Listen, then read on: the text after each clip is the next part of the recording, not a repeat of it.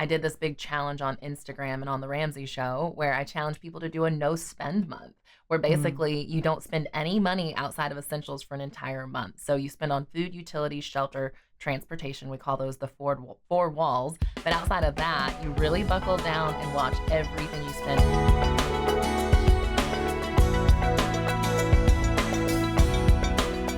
There's a stat that says that 88% of people felt like they did not leave high school prepared to deal with money in the real world, which is crazy. That's most adults. Yeah. And 1 in 3 students had stress around money within a year of graduating from high school. And so just seeing how quickly the real world can catch up with kids, especially if they're not prepared, it's just really eye-opening. And I just want to encourage parents because you have such an opportunity now to teach your kids all the things that you wished you would have known when you were in high school. I Yeah. think we all have those things that we're like, why didn't I know this basic money stuff early on? And it's frustrating, but it's also encouraging and empowering to go, okay, what I didn't know, I want to make sure I equip my kids with the knowledge so that they Right. can walk forward confidently. Right. Right. And in order to equip our kids, we have to know it ourselves as parents, just like God's word. I mean, we Yep. can't pass on what we don't know. We can't pass on our love for Jesus if we don't love Jesus ourselves. And so with money, it's the same thing. We have to equip ourselves and it takes study, it takes intention, it takes knowing where to look and where to go and what to do. And it takes people like you, Kristina, who come alongside of us and help teach us how to do this money thing.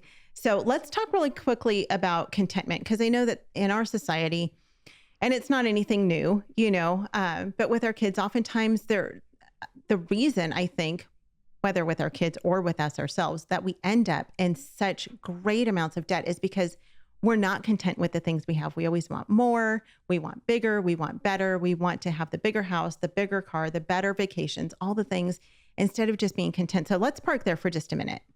Yeah, it's such an important topic. And I think it's something that's constantly changing. This has been something for our family that's been huge the last month to 2 months. So I did this big challenge on Instagram and on the Ramsey show where I challenge people to do a no spend month, where Mm. basically you don't spend any money outside of essentials for an entire month. So you spend on food, utilities, shelter, transportation. We call those the four walls. But outside of that, you really buckle down and watch everything you spend. And we challenged ourselves to only spend $100 a week on groceries, which that was a Wow. lot for our family. We were like, okay, we really have to buckle down.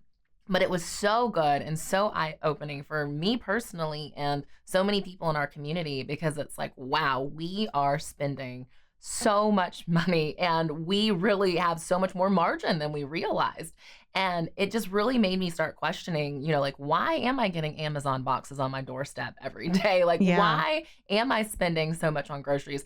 If we really buckle down and we're content with these simple things, we can save so much more money every month. So it's been really good for me and healthy for me and even our kids because my 4-year-old was like, "Oh, we can't spend any money." And I'm like, "How do you already know that at 4?" But it's important because it's Yeah. like just showing them by us cutting back and going, "We're going to be super intentional with our money." They're watching us model that and also watching us like in the decision process of deciding around money with our family. Yeah.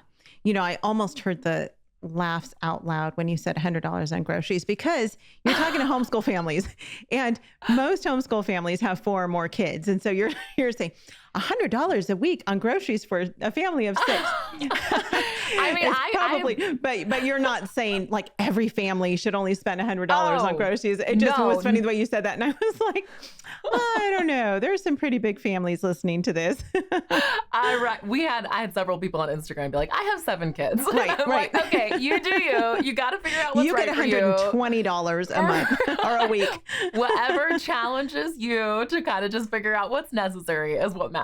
Yeah, yeah. And we're not going to spend $100 a week every month. Sure. Yeah. But it was good because even for me going into it, I was like, I don't know if I can pull this off. Like that was a challenge. Yeah. The reason I did this is I told people I felt like my budget was getting fluffy, kind of like my body was after all the Christmas cookies in December. I was like, I just need to take a moment to reset and go, what is actually necessary, especially after last year with inflation and so many things increasing. And I just think lifestyle is changing, right? Like 10 years ago, we Yeah. couldn't just order Amazon so easily where it was like on our doorstep. And it's Right. like all these things, all these convenience items, Uber Eats, all these different things it can be delivered quickly. It's all happened with a lot of us stopping and consciously thinking through, wait a minute, like, do we actually need this stuff? Do we actually want our lives to be built around this level of convenience?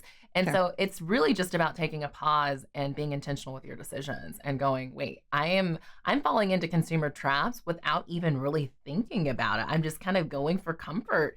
And also with groceries and inflation, it's like, okay, the game changed, but that doesn't mean that we want our budgets to be busted just because of that. What can we do to strategically cut back on expenses so that even though the world has a lot of stuff going on with finances, and even though it feels overwhelming, my family can still build wealth, pay off debt, and win with money. You know, whatever situation you're in, if you're paying off debt, if you're trying to save for college, like, you can grab control of your finances right now and really work to build that level of peace in your life. Yep. It has to be so intentional, though. I mean, if you're talking about only spending $100 or, $200 if you're a bigger family on groceries for a week, that means you have to really game plan. You have to menu plan. You have to know exactly what products you're buying. What recipes are you going to make? You can't have top ramen for dinner every night. It's just because you've got health that plays into it as well. And so it's hard. You have to really be intentional about those things. And honestly, as homeschool families, that's one thing I have found for myself. In addition to not loving math, I also do not enjoy being in the kitchen to cook. And so my oldest daughter, she really enjoys, as a matter of fact, this year she's taking a culinary class and a home ec class, 2 separate classes. It's awesome. And so she'll just sit down and say, okay, Mom, let's make a menu and let's do a grocery list together. And I love that she's learning to do those things herself, because that's preparing her for her life, for her, for being a mom, for being a wife, and for just learning how to figure out. And one of my tricks, I don't know if you do this, one of my tricks for budgeting groceries is I do Walmart or Aldi online pickup, and I can compare prices between the two, and I'll shop online. And what I find for myself is that I don't get tempted with all of the other things as I'm walking up and down the aisles. I just go to the one specific thing that I want. I need asparagus, or I need sour cream. And so I just look at that item, but I'm not being tempted by the Oreos and Chips Ahoy as I'm going down the aisles. Absolutely. So that really has helped me a lot in keeping our budget where it needs to go, and not spending a bunch of unnecessary money on food.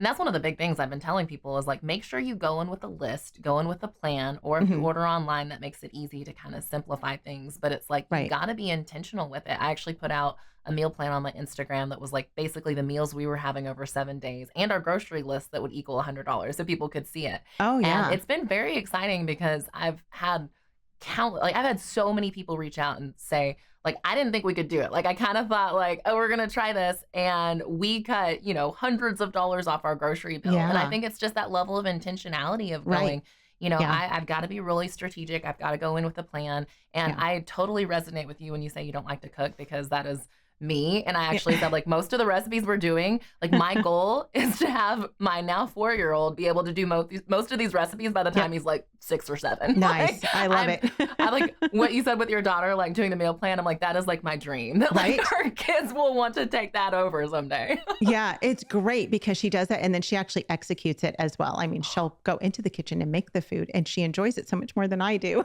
I'm like, yay. I tell her all the time, like, this is why we had kids, was so that you would cook and clean for me. Like, that is literally my dream. Yeah, it's a win-win. Oh my goodness. Kids are so much fun. They are a blessing, and it really is. It is fun to be able to do life with them. Like that. And my 12-year-old too. I mean, she does the same things. She's great in the kitchen, so much better than me. And though she likes to bake. That's awesome. And that's just real life skills. That's even with money. Like, that's in the kitchen, but you can do a lot of this with money whenever you're shopping, being open with your kid, helping them understand that things cost things. Look at the prices in the grocery store. Let them know that you're on a budget. They can help pay when you check out. Like, let them be in your real life. It doesn't always have to be learning in a classroom. That's amazing. But a lot, especially with homeschool parents, you have so many opportunities to just teach real world skills while it's actually happening. Homeschool Insights is sponsored by CTC Math. If you're looking for a great online math program, visit ctcmath.com and try it for free. For more great homeschool inspiration and resources, listen to the Schoolhouse Rocked podcast every Monday, Wednesday, and Thursday.